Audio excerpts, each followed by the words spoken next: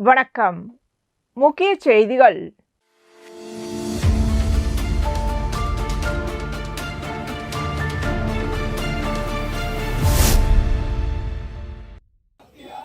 புதுச்சேரிக்கு மாநில தகுதி மாநில தகுதி இல்லாமல்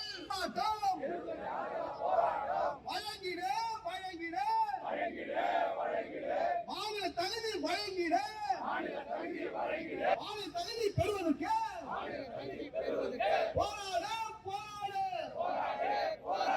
அறிக்கை மட்டும் அதிகாரிகளை வேலை வாங்க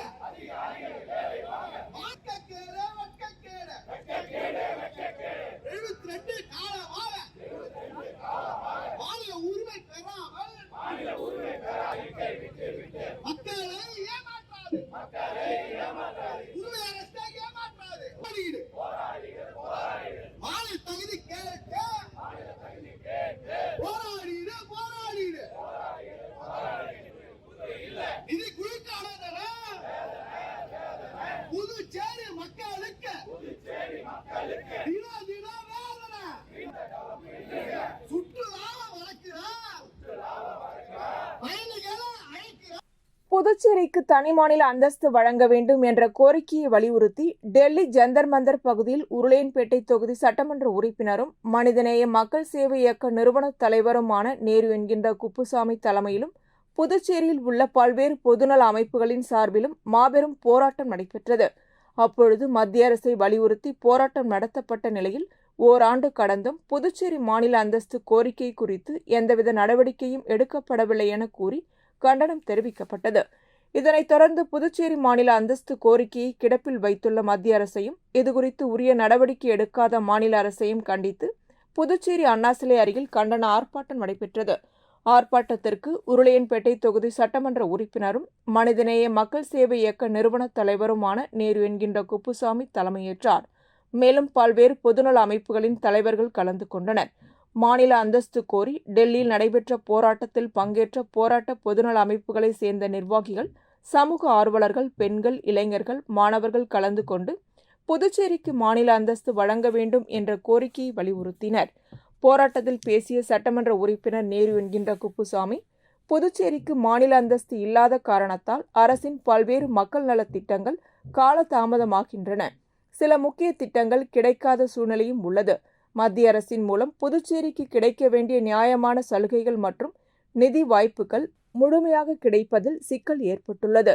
மேலும் மாநில அந்தஸ்து இல்லாததால் புதுச்சேரி மத்திய அரசின் நிதிக்குழுவில் உரிய பங்கு பெற முடியாத நிலையும் உள்ளது.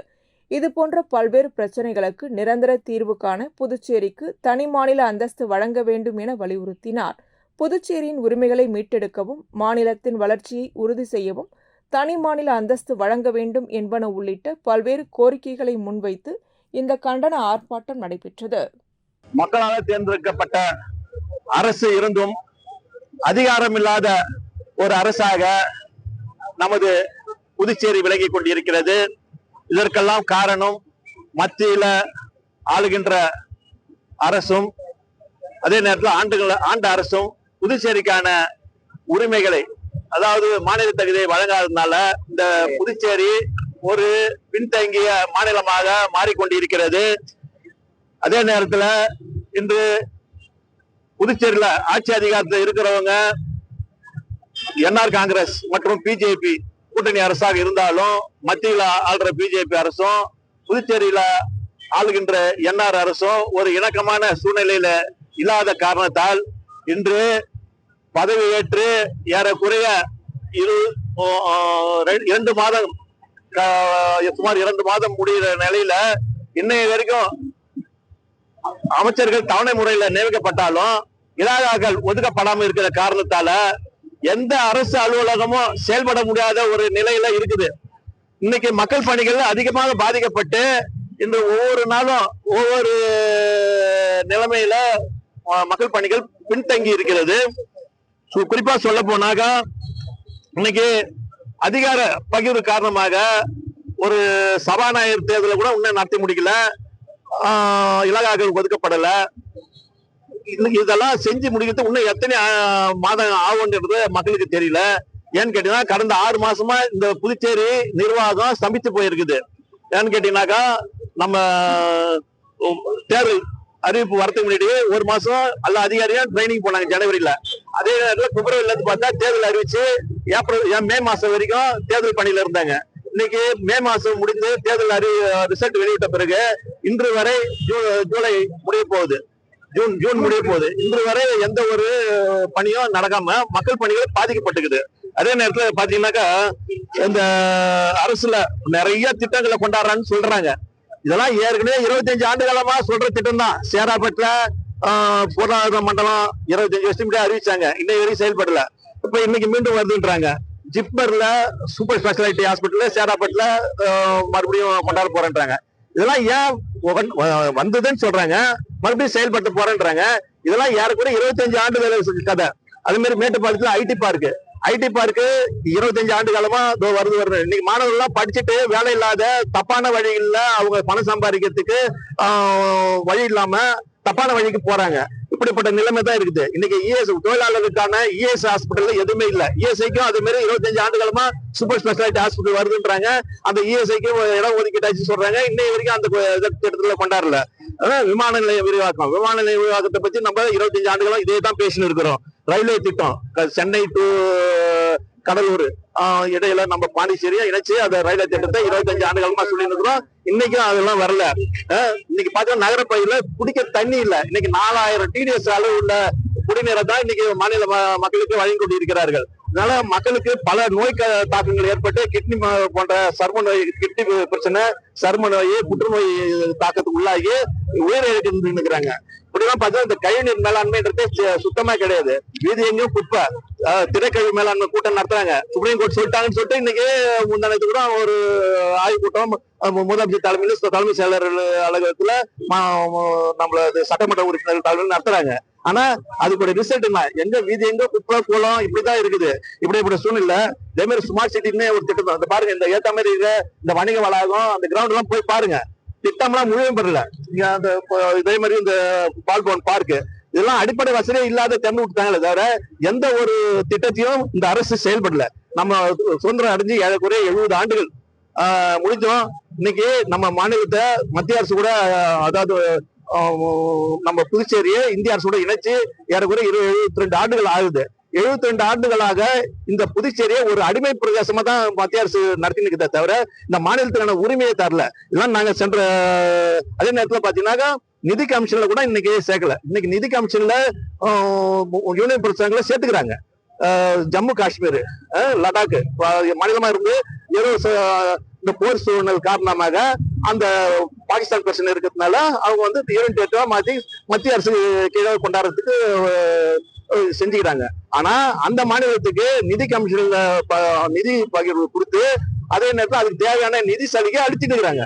இன்னைக்கு புதுச்சேரிக்கு நம்மளுடைய மக்களுடைய வரி பணம் பல ஆயிரம் கோடி நம்ம செலுத்தினாலும் இன்னைக்கு அவங்க நம்மளுக்கு உண்டான நிதியை கொடுக்கல. நம்ம நிதி கமிஷன்ல சேர்த்திருந்தாக்கா ஏறக்குறைய 3000 கோடி நம்மளுக்கான நிதி புதுச்சேரிக்கு கிடைக்கும். அது மூலமா பல திட்டங்களை நிறைவேற்றலாம். இன்னைக்கு மாநில அரசுக்கு அவங்க கொடுக்குற நிதி பங்களிப்புன்றது ரொம்ப மிக கம்மி. ஏறக்குறைய 70-80% நிதி பங்களிப்பு நம்ம புதுச்சேரிக்கு இருக்கு. கடந்த காலத்துல இருந்து ஒரு 40-50 ஆண்டு காலத்துக்கு முடியாது. அது படிப்படியா கழுவி தெரிஞ்சு கட்டாயமான கதையாக ஏறக்குறைய இப்ப 20-18% வந்துச்சு. அதுவும் அதுக்கு வட்டியாகவே நம்ம பணத்தை கட்ட வேண்டியது சூழ்நிலை இருக்குது. இன்னைக்கு மாநில வருவாய் தான் இந்த அரசு நடந்துருக்கே தவிர மத்திய அரசுடைய நிதியில அதிகமா நம்மளுக்கு நிதி வராததால இன்னைக்கு எல்லா துறையிலையும் நிதி பற்றாக்குறை, பின்னடைவு, மக்களுக்கான பணி இலவசத்தை தவிர வேற கட்டமைப்பே இந்த ஊர்ல இல்லாத ஒரு சூழ்நிலையை உருவாக்கி நிற்கிறாங்க.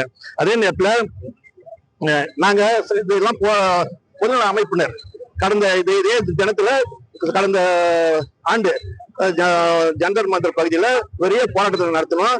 அந்த போராட்டத்தின் வாயிலாக மத்திய அரசு ஒரு அழுத்தம் ஏற்படுது. ஆனா இங்க இருக்கிற அரசும் சரி மற்ற கட்சிகளோ அதை முன்னெடுக்காத காரணத்தால அந்த எங்களுடைய கோரிக்கை நீத்து போற விதமா அதை செஞ்சு வச்சுக்கிறாங்க. இந்த சட்டமன்றத்துல எத்தனை முறை தீர்மானம் நிறைவேற்றி அனுப்பிச்சாலும் அதுக்கான அழுத்தத்தை அரசு, ஆளுகின்ற அரசு கொடுக்கணும், அந்த கட்சிகள் கொடுக்கணும், எதிர்கட்சிகள் கொடுக்கணும்ன்றத இதன் வாயிலா கேட்டுக்கொண்டு இந்த மாநில தகுதி போராட்டம் மீண்டும் வலுப்பெற என்னுடைய சமூக நல அமைப்புகளுடன் சேர்ந்து இதை தொடர்ந்து நடத்துவோம் என்று இதன் வாயிலா தெரிவித்துக் கொள்கிறேன். அடுத்த கட்டம் இதெல்லாம் அப்படி சட்டமன்றம் கூடணும். சட்டமன்றம் கூட்டினா ஏறக்குறைய சட்டமன்றத்துல இதை பத்தி சரியா விவாதிச்சு அனைத்து கட்சி கூட்டத்தை கூட்டி சென்ற முறையே சட்டமன்றத்துல வாக்குறுதி கொடுத்தாங்க நம்ம என்ஆர் அவர்கள். அதை இந்த வாட்டி நம்ம வலியுறுத்துவோம். அதை செய்யலைன்னா தொடர் போராட்டத்தை நடத்தி மாநில தகுதி பெற்றாதான் இந்த அரசுக்கு அதிகாரம் இருக்கும். மக்கள் நல திட்டங்கள் செம்மையா சென்றடையும். மேற்கண்ட எல்லா திட்டங்களும் நீங்க Serappattu, JIPMER, Mettupalayam, IT park, ESI, விமான நிலையம், ரயில்வே திட்டம், குடிநீர் மேலாண்மை, கழிவுநீர் மேலாண்மை, திடக்கழிவு மேலாண்மை, ஸ்மார்ட் சிட்டி போன்ற எல்லா திட்டமும் ஃபெயிலரா இருக்குது. இன்னைக்கு நல்ல ஒரு திட்டங்களை கொண்டாடுனா இன்னைக்கு ஒவ்வொரு அமைச்சரும் சிறந்த முறையில் செயல்பட்டாதான் நடக்கின்றத இதன் வரை தெரிந்து கொண்டு அவர்களை செயல்பட வைப்போம் என்று இது கூறி விடைபெறும். நன்றி, வணக்கம்.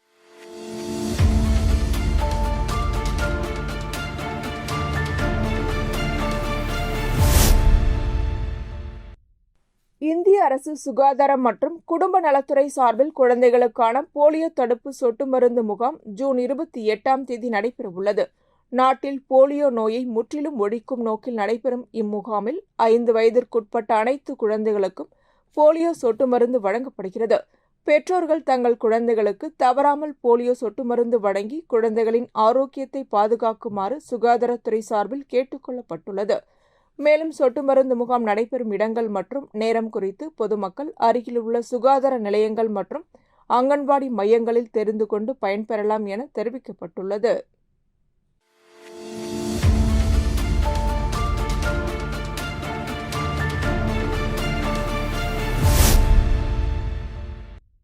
புதுச்சேரியில் வாரந்தோறும் சனிக்கிழமைகளில் நடைபெற்று வரும் மக்கள் குறை கேட்பு கூட்டத்தில் காவல்துறை மூலம் தீர்வு காணக்கூடிய சட்டம் ஒழுங்கு மற்றும் பொதுமக்கள் தொடர்பான பிரச்சினைகளுக்கு உடனடி நடவடிக்கை எடுக்கப்பட்டு வருகிறது.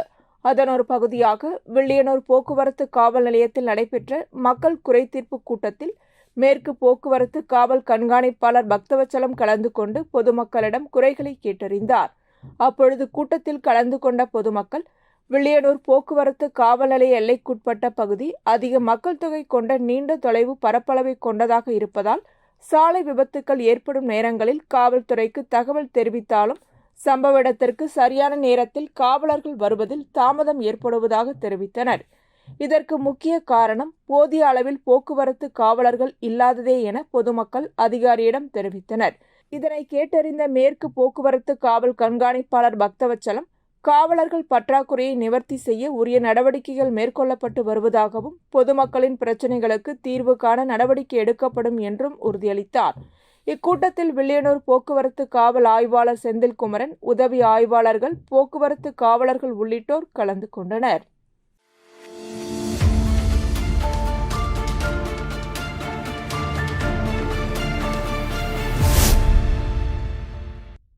ஊட்டியை சேர்ந்த ஓவியர் சாலமன் அவர்களின் லுக்கிங் பியாண்ட் என்ற தனிநபர் ஓவிய கண்காட்சி புதுச்சேரி கண்டெம்பரரி ஆர்ட் கேலரியில் தொடங்கியது. 20 ஆண்டுகளுக்கும் மேலான கலை அனுபவம் கொண்ட ஓவியர் சாலமன் ஊட்டியில் தனது சொந்த கலைக்கூடத்தை நடத்தி வருகிறார். அவரது தனித்துவமான கலைப்பாணியில் உருவாக்கப்பட்ட பல்வேறு ஓவியங்கள் இக்கண்காட்சியில் இடம்பெற்றுள்ளன. இக்கண்காட்சியை சென்னை அரசு கவின்கலை கல்லூரியின் முன்னாள் முதல்வரும் புகழ்பெற்ற நவீன ஓவியருமான ஓவியர் சந்திரசேகரன் தலைமை விருந்தினராக கலந்து கொண்டு திறந்து வைத்தார். நிகழ்ச்சியில் புதுச்சேரியை சேர்ந்த ஓவியர்கள், கலை ஆர்வலர்கள் மற்றும் பொதுமக்கள் கலந்து கொண்டு ஓவியர் சாலமனை வாழ்த்தி பாராட்டினர்.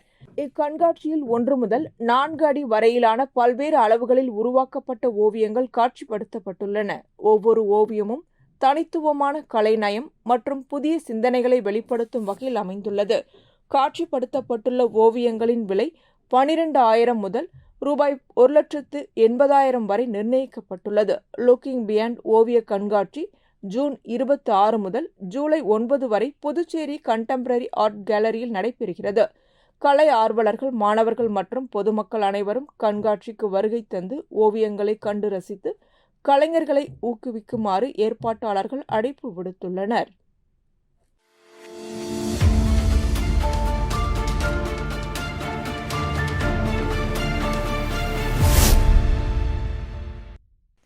புதுச்சேரி வில்லியனூரில் அமைந்துள்ள ஆயுஷ் மருத்துவமனையில் சர்வதேச யோகா தினத்தை முன்னிட்டு சிறப்பு யோகா பயிற்சி மற்றும் விழிப்புணர்வு நிகழ்ச்சி நடைபெற்றது. ஒவ்வொரு ஆண்டும் ஜூன் 21 கொண்டாடப்படும் சர்வதேச யோகா தினத்தை ஒட்டி ஆயுஷ் மருத்துவமனை சார்பில் பொதுமக்களுக்காக சிறப்பு யோகாசனங்கள், பிராணாயாமம் மற்றும் தியான பயிற்சிகள் நடத்தப்பட்டன. இந்நிகழ்ச்சியில் டாக்டர் கமலக்கண்ணன், ஆயுஷ் மருத்துவமனை RMO doctor Prasanna Lakshmi, doctor Jeeva Anand, AYUSH மருத்துவர்கள், யோகா நிபுணர்கள், மருத்துவமனை பணியாளர்கள் மற்றும் பொதுமக்கள் கலந்து கொண்டு யோகா பயிற்சிகளை மேற்கொண்டனர். யோகா ஆசிரியர் ஞானவேலு, உடல் ஆரோக்கியத்தை மேம்படுத்தவும், மன அழுத்தத்தை குறைக்கவும், மன அமைதியை ஏற்படுத்தவும் யோகா மற்றும் பிராணாயாம பயிற்சிகள் எவ்வாறு உதவுகின்றன என்பது குறித்து விளக்கமளித்தார். தொடர்ந்து பல்வேறு யோகாசனங்களை செய்முறை விளக்கத்துடன் கற்றுக் கொடுத்தார். நிகழ்ச்சியின் நிறைவில் தினசரி வாழ்க்கையில் யோகாவை ஒரு பகுதியாக கடைபிடிப்பதன் மூலம் ஆரோக்கியமான வாழ்க்கை முறையை உருவாக்க முடியும் என மருத்துவர்கள் மற்றும் யோகா நிபுணர்கள் வலியுறுத்தினர். இந்நிகழ்ச்சியில் கலந்து கொண்ட பொதுமக்கள் அனைவரும் யோகா பயிற்சிகளில் ஈடுபட்டனர்.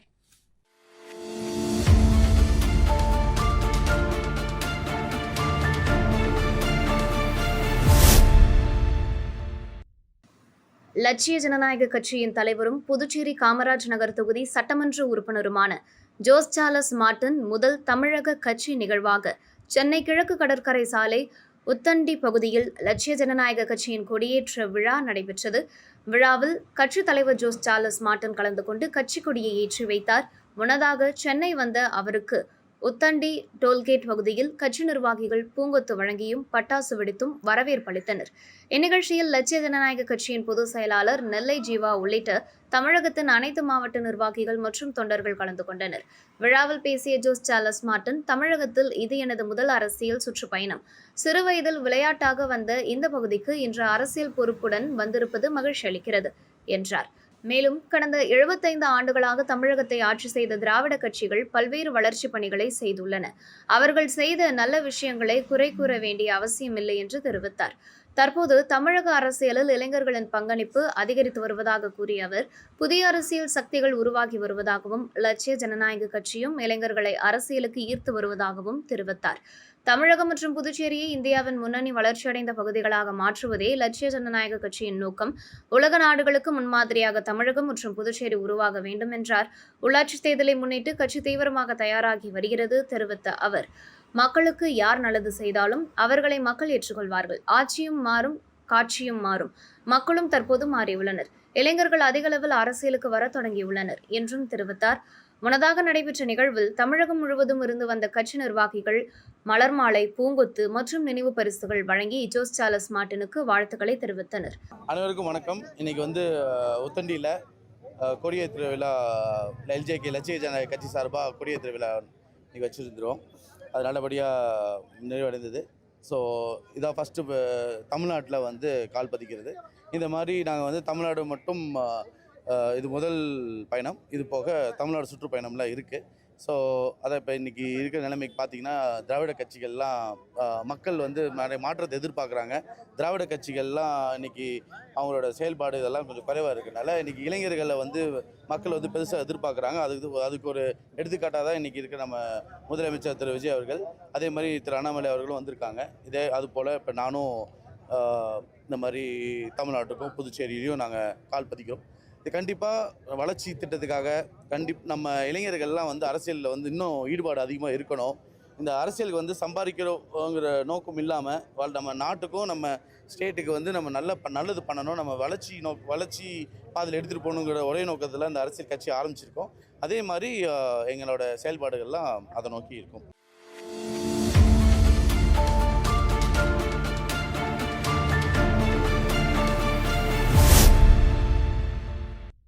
பெட்ரோல், டீசல், சமையல் எரிவாயு உள்ளிட்ட அத்தியாவசிய பொருட்களின் விலை உயர்வை கண்டித்து புரட்சிக்கார சோஷலிஸ்ட் கட்சி சார்பில் விறகு விற்கும் போராட்டம் நடைபெற்றது.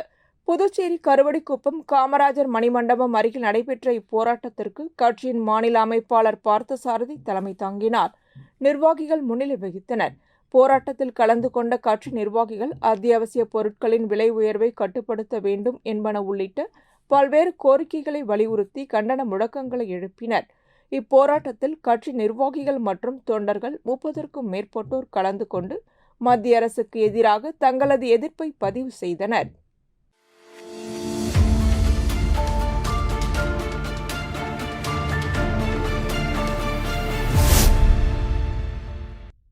ஜூன் 26ஆம் தேதி அனுசரிக்கப்படும் சர்வதேச போதை எதிர்ப்பு தினத்தை முன்னிட்டு சப்தகிரி அறக்கட்டளை மற்றும் சாய்ராம் மது போதை சிகிச்சை மற்றும் மறுவாழ்வு மையம் இணைந்து போதை தடுப்பு விழிப்புணர்வு நிகழ்ச்சியை நடத்தினர். புதுச்சேரி லாஸ்பேட்டை அய்யனார் கோவில் அருகே நடைபெற்ற இந்நிகழ்ச்சிக்கு சப்தகிரி அறக்கட்டளை பொறுப்பாளர் ரமேஷ்குமார் கௌரவ உறுப்பினராக கலந்து கொண்டு தலைமை தாங்கி நிகழ்ச்சியை தொடங்கி வைத்தார். தொடர்ந்து பொதுமக்களுக்கு மது மற்றும் போதைப் பொருட்களின் தீமைகள் குறித்து விழிப்புணர்வு ஏற்படுத்தும் வகையில் துண்டு பிரசுரங்கள் வழங்கப்பட்டன. நிகழ்ச்சியின் தொடக்கமாக சாய்ராம் மதுபோதை மறுவாழ்வு மையத்தின் நிறுவனர் சிவானந்தம் ரமேஷ்குமாரை கௌரவித்தார். மேலும் மதுபோதை மறுவாழ்வு மைய செயலாளர் திலீபா, சாய்ராம் உள்ளிட்டோர் உடனிருந்தனர். இந்நிகழ்ச்சியில் ஸ்ரீ சப்தகிரி அறக்கட்டளை நிர்வாகிகள், என்ஆர் காங்கிரஸ் உறுப்பினர்கள் மற்றும் பொதுமக்கள் கலந்து கொண்டனர். போதை பழக்கத்தால் ஏற்படும் பாதிப்புகள், உடல் மற்றும் மனநல பிரச்சினைகள் குறித்து பொதுமக்களுக்கு விழிப்புணர்வு ஏற்படுத்தப்பட்டு போதை இல்லாத சமூகத்தை உருவாக்க அனைவரும் ஒத்துழைக்க வேண்டும் என வலியுறுத்தப்பட்டது.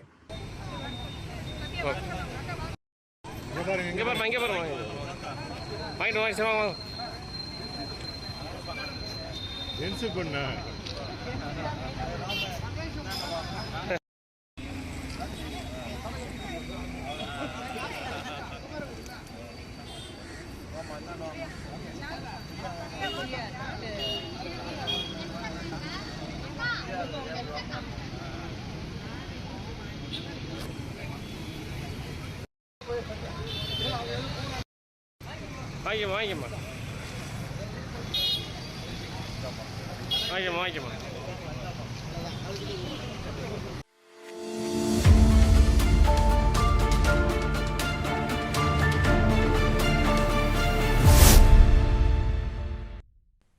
சித்தர் பூமி யோகாசன விளையாட்டு சங்கம் மற்றும் யோகாசனா பாரத் இணைந்து நடத்தும் யோகாசன விளையாட்டுப் போட்டிகள் லாஸ்பேட்டை பல்நோக்கு விளையாட்டு அரங்கில் தொடங்கியது. 2 நாட்கள் நடைபெறும் இந்நிகழ்ச்சியை சித்தர் பூமி யோகாசன விளையாட்டு சங்க தலைவர் டாக்டர் ஆனந்த பாலயோகி பவானி குத்துவிளக்கேற்றி தொடங்கி வைத்தார்.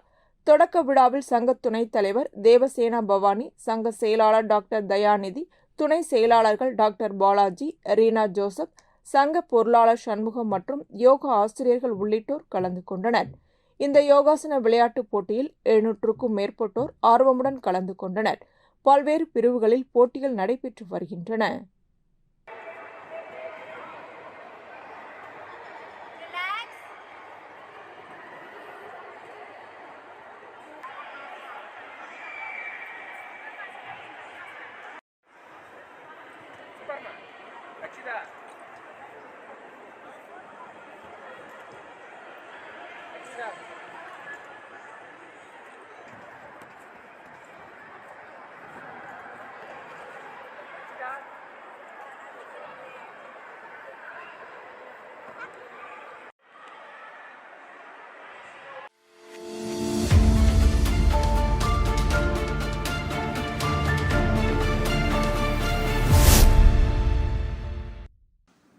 புதுச்சேரி வில்லையனூர் பகுதியில் அமைந்துள்ள ஸ்ரீ பெருந்தேவி தாயார் சமேத தென்கலை ஸ்ரீ வரதராஜ பெருமாள் கோவில் தேவஸ்தானத்தில் 22ஆம் ஆண்டு பிரம்மோற்சவ விழா நடைபெற்று வருகிறது.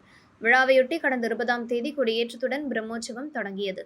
இதனைத் தொடர்ந்து தினமும் காலை மற்றும் இரவு வேளைகளில் ஸ்ரீ வரதராஜ பெருமாள் பல்வேறு வாகனங்களில் மின் அலங்காரத்துடன் எழுந்தருளி திருவீதி உலா வந்து பக்தர்களுக்கு அருள் பாலித்து வருகிறார். பிரம்மோற்சவ விழாவின் 6ஆம் நாள் உற்சவத்தை முன்னிட்டு ஸ்ரீ வரதராஜ பெருமாளுக்கு சிறப்பலங்காரம் செய்யப்பட்டு தீபாராதனை நடைபெற்றது. இந்நிகழ்ச்சியில் வில்லியனூர் தொகுதி சட்டமன்ற உறுப்பினர் ரவிக்குமார் கலந்து கொண்டு சுவாமி தரிசனம் செய்தார். தொடர்ந்து ஆலய நிர்வாகம் மற்றும் வன்னியர் குல சத்திரியர்கள் சார்பில் அவருக்கு மரியாதை செலுத்தப்பட்டது. இந்நிகழ்ச்சியில் முன்னாள் சேர்மன் பாலமுருகன், செல்வம், விழா குழுவினர்கள் சத்யமுத்தி, பிரேம் என்கின்ற புஷ்பராஜ், மதியழகன், சுதர்சனம், பாபு உள்ளிட்டோர் கலந்து கொண்டனர். 6ஆம் நாள் உற்சவத்திற்கான உபயத்தை வன்னியர் குல சத்திரியர்கள் ஏற்றிருந்தனர். விழா ஏற்பாடுகளை வன்னியர் மட தனி அதிகாரி ராமதாஸ் தலைமையில் விழா குழுவினர் செய்திருந்தனர்.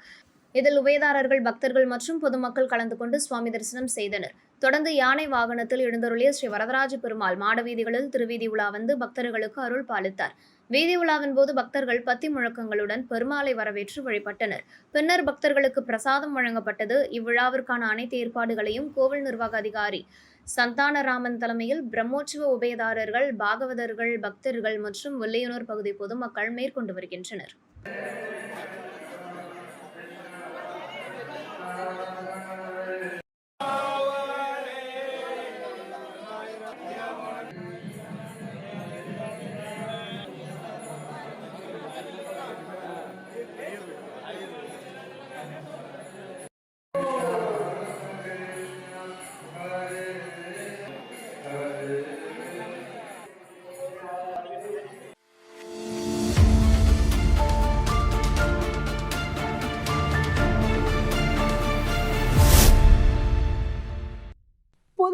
தட்டாஞ்சாவடி மெயின் ரோட் பகுதியில் பொதுமக்களுக்கு ஆபத்தான நிலையில் இருந்த மரம் உரிய அனுமதியுடன் வெட்டி அகற்றப்பட்டது. பொதுமக்களின் பாதுகாப்பை கருத்தில் கொண்டு அப்பகுதியில் ஆபத்தான நிலையில் இருந்த மரத்தை அகற்ற வேண்டும் என கோரிக்கை விடுக்கப்பட்டது. இதனை அடுத்து அசோக் ஆனந்த் பரிந்துரையின் பேரில் வனத்துறை அனுமதி பெறப்பட்டு மரம் வெட்டி அப்புறப்படுத்தப்பட்டது. இதன் மூலம் அப்பகுதி பொதுமக்களுக்கு ஏற்படக்கூடிய ஆபத்து தவிர்க்கப்பட்டுள்ளதாகவும் நடவடிக்கைக்கு பொதுமக்கள் நன்றி தெரிவித்ததாகவும் தெரிவிக்கப்பட்டது.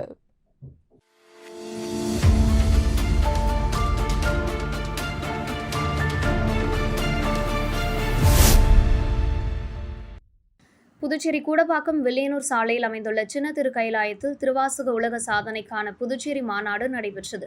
விழாவையொட்டி கூடப்பாக்கம் நெமிலீஸ்வரர் ஆலயத்திலிருந்து மாணிக்கவாசகர் திருவுருவம் மற்றும் சிவனடியார்கள் பங்கேற்ற ஆன்மீக ஊர்வலம் நடைபெற்றது. சிவன் நாமம் முழங்கியபடி சென்ற ஊர்வலம் சின்ன திருக்கைலாயத்தை வந்தடைந்தது. இதில் பக்தர்கள் கலந்து கொண்டனர். தொடர்ந்து நடைபெற்ற மாநாட்டில் சிவஞானியார் திருவாசகத்தின் பெருமை, சிவனடியார்களின் கடமைகள் மற்றும் சைவ சமய பணியின் அவசியம் குறித்து சிறப்புரையாற்றினார். மாநாட்டில் திருவாசகம் பள்ளி பாடப்புத்தகங்களில் இடம்பெற வேண்டும், மாணிக்கவாசகர் மற்றும் திருவாசகத்தை போற்றும் வகையில் அரசு சார்பில் ஆண்டுதோறும் விழா நடத்த வேண்டும் உள்ளிட்ட தீர்மானங்கள் நிறைவேற்றப்பட்டன. இதனைத் தொடர்ந்து அம்மையப்பர் படைப்பாளர் கலைக்குழு சார்பில் திரு மாணிக்கவாசகர் நாடகம் நடைபெற்றது. திரு லங்கேஸ்வரன் கதை வசனம் அமைத்திருந்தார்.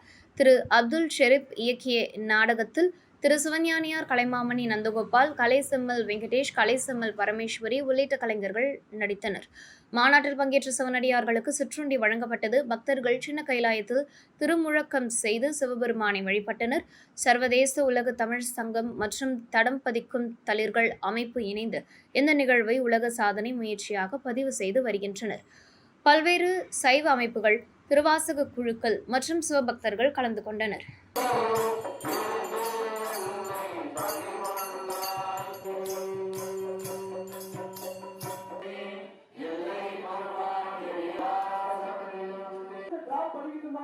அப்படின்னு கேட்டு வந்த இந்த தலைமகன் எல்லாம் வல்ல சரியாக இருக்கிறதா என்று பார்த்து அழகு சேர்க்கும் தொழிலதிபர் அமர்ந்துள்ளோர்.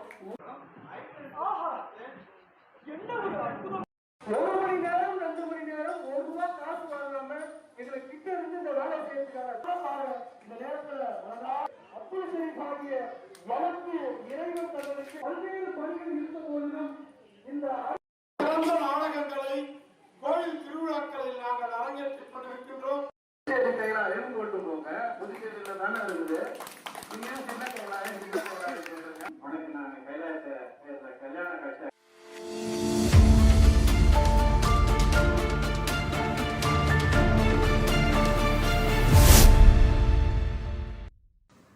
புதுச்சேரி தவளக்குப்பம் அடுத்த டிஎன் பாளையம் மாரியம்மன் கோவில் அருகே பட்டா கத்திகளுடன் பொதுமக்களை மிரட்டியதாக கூறப்படும் வாலிபரை தவளக்குப்பம் காவல்துறையினர் கைது செய்தனர். டிஎன் பாளையம் மாரியம்மன் கோவில் அருகே ஒரு வாலிபர் பட்டா கத்திகளுடன் அவ்வழியாக வந்து செல்லும் பொதுமக்களை கத்தியை காட்டி மிரட்டுவதாக தவளக்குப்பம் காவல்துறையினருக்கு தகவல் கிடைத்தது. இதனையடுத்து சப் இன்ஸ்பெக்டர் விஜயகுமார் தலைமையில் தலைமை காவலர்கள் செல்வராஜ் மற்றும் ஆனந்தராஜ் ஆகியோர் சம்பவ இடத்திற்கு சென்று கண்காணித்தனர். அப்போது காவல்துறையினரை கண்டதும் அந்த வாலிபர் தப்பி ஓட முயன்றார்.